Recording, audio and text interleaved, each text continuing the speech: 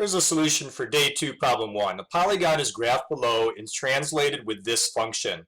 When you add 4 to x, that means to move to the right 4 units.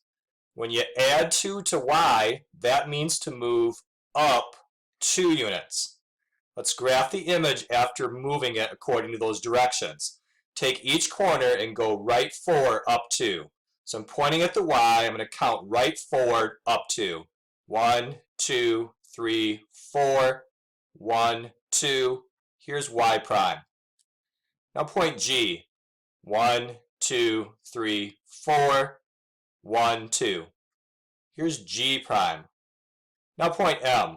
1, 2, 3, 4. 1, 2.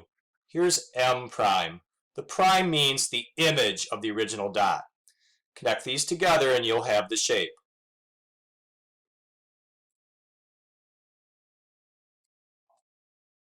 Question B asks, what are the coordinates of point G prime?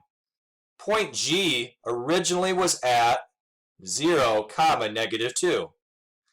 After you add 4 to the x, you now have a 4 for the x coordinate.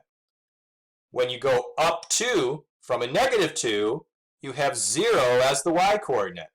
The other way to find it is just to look at the origin and move to point G. So here's the origin. Notice you move right 4, but don't go up or down anything. That's 4, 0. Day 2, problem 2. Triangles are drawn, congruent parts are marked. Are the triangles congruent using a postulate we learned this year? Well, the triangles look congruent, but we have to use a postulate to know for sure. So the double loop here and the double loop here tells us this is a pair of congruent angles. That's a capital A symbol when you're trying to decide what postulate to use. The single loop here and the single loop in here tells us another pair of congruent angles, another capital A. Then notice the triangles share a side, so certainly that side is the same length in both triangles.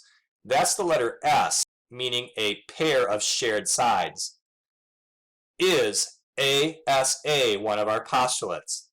Yes, it is. So we're going to answer the question yes, and as our reason, ASA postulate.